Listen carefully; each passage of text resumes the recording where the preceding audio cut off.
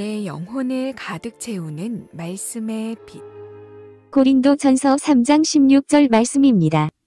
너희는 너희가 하나님의 성전인 것과 하나님의 성령이 너희 안에 계시는 것을 알지 못하느냐.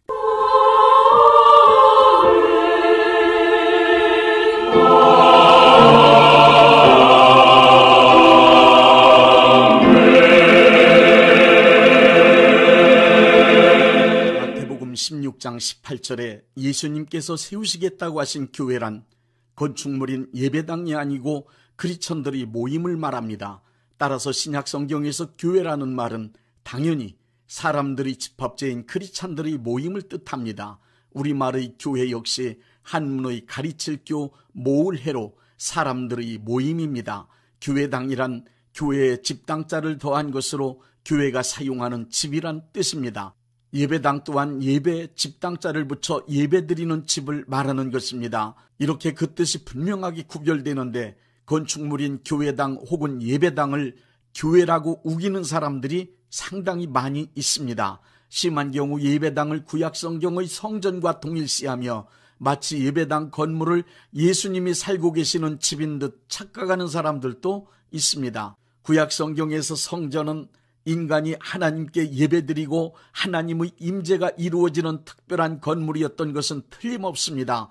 그러나 요한복음 2장 13절부터 21절의 사건 이후 건물 성전 시대, 신전 시대는 완전히 끝났습니다. 성전 안에서 행해지는 타락한 인간들의 악행을 보시고 예수님께서 화를 내시며 악행자들을 향하여 채찍을 휘두르셨습니다. 뿐만 아니라 내 아버지의 집을 장사하는 집으로 만들지 말라. 이 성전을 헐어버려라. 내가 사흘 동안에 성전을 다시 일으키리라 하고 외치셨습니다. 예수님은 예수님의 몸이 성전 되심을 선포하신 것입니다. 이 선포는 예수님께서 부활하심으로 현실에서 사실로 증명되었습니다. 이렇게 예수님은 건물에서 하나님을 섬기는 성전시대, 신전시대를 완전히 마감하셨습니다. 성전시대, 신전시대는 인류 역사에서 끝났습니다. 건물에서 하나님을 섬기는 성전시대, 신전시대를 마감하신 예수님은 인간의 몸이 성전이 되는 새로운 역사를 시작하셨습니다.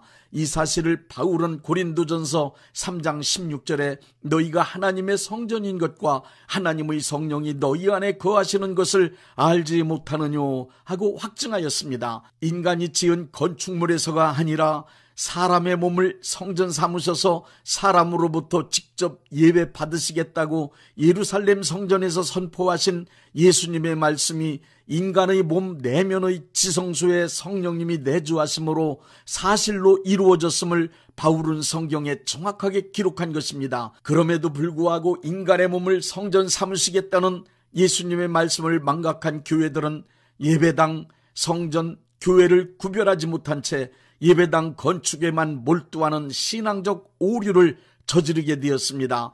예수님의 말씀을 망각하여 이루어진 신앙적 오류는 중세에 이르러서 사람들의 형편과 처지를 전혀 돌아보지 않은 채 오직 교회당 건축에 몰두하느라 비정상적인 교회, 타락한 교회가 되었으며 베드로 대성당 건축으로 그 정점을 찍었습니다. 급기야 교회는 개혁하지 않으면 망할 수밖에 없는 절박한 처지에 놓이게 되고 말았던 것입니다. 안타까운 것은 우리가 살고 있는 오늘날의 교회들도 예수님께서 선포하신 건축물 성전 시대의 종결됨을 망각한 신앙적 오류를 저지르고 있습니다. 인간의 몸을 성전 삼으시겠다고 선포하신 예수님의 말씀을 망각하고 예배당, 교회당, 성전 그리고 교회를 구별하지 못하여 타락했던 중세교회들과 조금도 다르지 않습니다.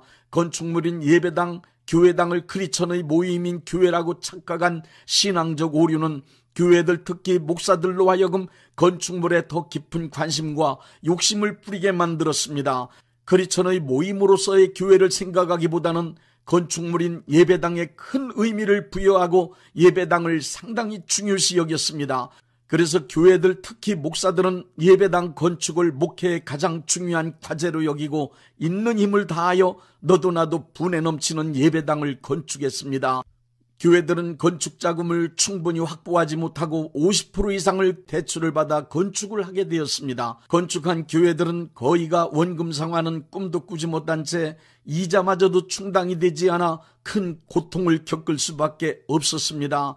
교인들은 건축 원금에 부담을 느끼며 괴로워하다 부담 없는 큰 교회로 옮겨가는 일이 빈번하게 일어났습니다. 건축한 많은 교회들은 부흥 성장되는 것이 아니라 오히려 파탄에 이를 정도로 어려운 일을 겪게 되고 말았습니다. 저는 복음을 전하여 많은 생명을 구원하겠다고 목회를 시작하였지만 건축물에 대한 신앙적 오류 때문에 예배당 건축을 여러 차례 하다 보니 복음 전하여 생명을 구원하는 일과는 동떨어진 일만 했던 것 같습니다. 평생을 밝은 빛의 사자로 살아야 하는데 빚지고 빚의 사자로 살아왔습니다.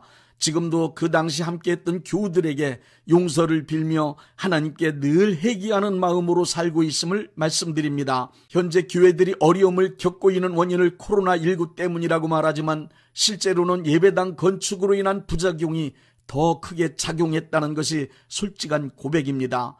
이제라도 성경에서 말씀하고 있는 교회는 예배당이나 교회당 같은 건축물이 아님을 분명히 깨달아야 합니다. 그리고 크리스천들의 모임이 곧 교회라고 확실하게 믿을 수 있는 신앙 지식의 교정이 절실히 필요합니다. 건축물을 중심으로 신앙하던 성전 신앙은 예수님께서 완전하게 마감 지으셨음을 명심하여야 하겠습니다.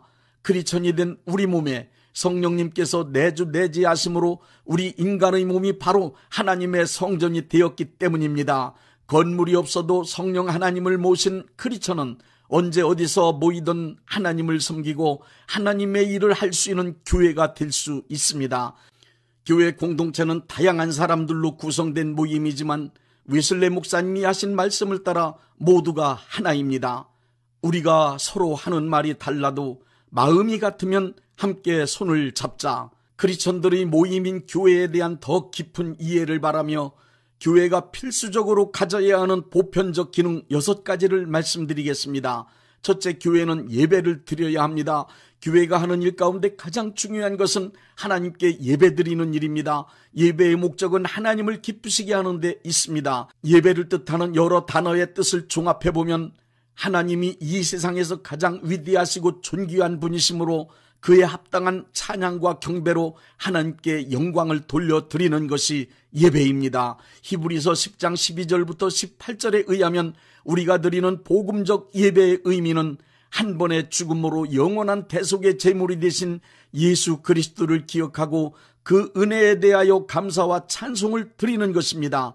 크리스천은 예배의 성령으로 임재하시는 하나님을 만남으로써 크리스천답게 이 세상을 살아갈 수 있는 힘을 얻게 됩니다. 지금도 여전히 하나님은 영과 진리로 참된 예배드리는 자를 찾고 계심을 잊지 마십시오. 둘째, 교회를 구성하고 있는 크리스천들은 서로 간에 친밀한 교제가 있어야 합니다. 헬라어로 친교를 뜻하는 코이노니아란 공유하다, 남과 함께 나누다, 그리고 다같이라는 뜻을 지니고 있습니다. 갈라디아서 6장 6절 말씀의 뜻으로 보면 좋은 것, 즉 예수님의 은혜와 복을 함께 나눈다는 의미인데 이는 교회 내에서 다른 사람과의 친밀한 교제를 말합니다. 따라서 코이노니아라 할 때 그 참된 의미는 에베소서 1장 4절에 있는 사도 바울이 관용어처럼 언급한 그리스도 안에라는 구절 그대로 예수님을 믿는 믿음 안에서의 친밀함이라 할 수 있습니다. 고린도전서 1장 9절의 말씀에 의하면 하나님께서 우리를 그리스도와 교제하도록 부르셨습니다. 이 교제는 단순히 개인적인 친밀함의 경험에 그치는 것이 아니라 에베소서 4장 16절에 나와 있듯이 그리스도의 몸인 교회를 이루는 조직의 기초가 됩니다. 결국 이 교제는 예수님과 하나됨을 경험한 교인들 상호간에 친밀하게 되므로 예수님의 몸된 교회가 건강한 조직체로 만들어지는 과정이며 방법입니다. 이 친밀함이란 성찬을 통하여 예수님의 살과 피를 함께 나눈 하나님의 가족으로서 형제 자매 이상의 가까운 관계를 가능하게 합니다. 셋째, 교회는 복음을 전파해야 합니다. 교회를 에클레시아라고 하는데 그 뜻은 멸망받을 세상으로부터 불러냄을 받아 하나님의 나라를 향하여 가고 있는 거룩한 사람들의 무리 성도입니다. 거룩할 성 무리도를 써서 성도라고 하는 것입니다. 마태복음 28장 18절부터 20절엔 너희는 온 천하에 다니며 복음을 전파라고 말씀하셨습니다. 목적은 멸망받을 세상 사람들을 구원하여 성도 하나님의 자녀가 되도록 만들기 위함입니다. 교회로 말미암지 않고는 구원의 복음이 전파되는 일이 없고 선교사가 파송되는 일도 없습니다. 하나님의 구원 사역은 오직 교회를 통해서만 이루어집니다. 예수님은 인류 구원 사역인 복음 전파를 교회에 맡기시고 성령님의 역사하심을 통하여 그것을 이루어 가십니다. 그러므로 교회는 불신자들의 구원을 위하여 복음 전파의 열망을 가져야 합니다. 그리고 복음을 전파하는 데 총력을 기울여야 합니다. 동일 문화권을 전도하고 타문화권을 선교하기 위하여 아낌없는 헌금과 헌신을 해야 합니다. 넷째, 교회는 구제를 해야 합니다. 구제란 크리스찬이 하나님의 사랑을 이 세상 사람들에게 표현하는 행위입니다. 구제는 교회가 세상에 내놓을 수 있는 큰 덕목 중 하나입니다. 바울 서신의 마지막 부분은 항상 도네션에 관한 이야기가 강조됩니다. 도네션은 거의가 구제를 위한 것이었습니다. 이렇게 신약교회는 많은 연보를 거둬서 구제하는 일에 최선을 다한 것이 그 특징입니다. 구제란 어려운 처지에 놓인 사람들을 외면하지 않고 또한 말로써 위로해 주거나 마음으로만 긍휼히 여기는 것으로 끝나지 않고 구체적이고 실제적인 방법으로 도와주는 사랑의 실천을 말하는 것입니다. 다섯째, 교회는 교인들을 성장하고 성숙해지도록 양육시켜 주어야 합니다. 교회는 교인들이 성장하고 성숙한 신앙인이 될 수 있도록 성경 말씀과 신앙생활을 교육하고 훈련시켜주는 것입니다. 그래서 에베소서 4장 11절부터 12절에 이렇게 말씀하고 있습니다. 그가 혹은 사도로 혹은 선지자로 혹은 복음 전하는 자로 혹은 목사와 교사로 주셨으니 이는 성도를 온전케 하며 봉사의 하게 하며 그리스도의 몸을 세우려 하심이라. 에베소서 4장 16절에는 온몸이 각 마디를 통하여 도움을 입음으로 연락하고 상합하여 각 지체의 분량대로 역사하여 그 몸을 자라게 하며 사랑 안에서 세우느니라. 에베소서 2장 20절부터 22절의 지어져가는 건물이라는 말씀도 같은 뜻입니다. 이 땅의 모든 교회는 지금도 완성을 향하여 지어져가는 중입니다. 그렇기 때문에 이 땅에서는 어디를 가더라도 이상적인 교회, 완전한 교회는 없습니다. 교회는 교인의 성장과 성숙을 위하여 하나님의 말씀으로 교육하고 신앙을 훈련시켜 그리스도의 장성한 분량에 다다를 수 있는 온전한 크리스찬을 만들어가고 있습니다. 교회 구성원 중 먼저 성장하고 성숙한 사람들은 새신자들이 거듭나고 성장하고 성숙한 교인이 될 수 있도록 양육되는 과정을 돕게 됩니다. 그래서 교회를 어머니라고 부르기도 하는 것입니다. 여섯째, 교회는 예수님의 재림을 기다리며 준비해야 합니다. 성경 말씀엔 교회는 신부이고 그리스도 예수님은 신랑으로 비유되고 있습니다. 그래서 신약에 쓰여진 교회라는 단어 에클레시아의 앞에는 여성을 표하는 정관사 해를 붙여 해 에클레시아라고 합니다.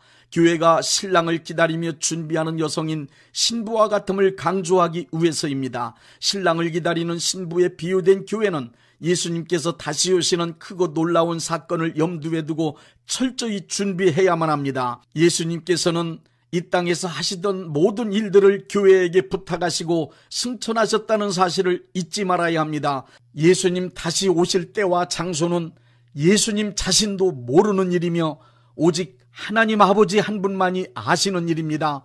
그러므로 예수님 다시 오시는 때와 장소에 관하여 안다고 떠드는 말은 모두 거짓이니 그런 말들은 절대로 믿지 맙시다. 우리는 다만 다시 오실 예수님을 기쁨으로 맞이할 수 있도록 준비하는 일에만 힘을 씁시다. 항상 기도로 깨어있고 성령 충만을 유지하며 말씀에 굳게 서 있는 크리스찬으로 살아갑시다.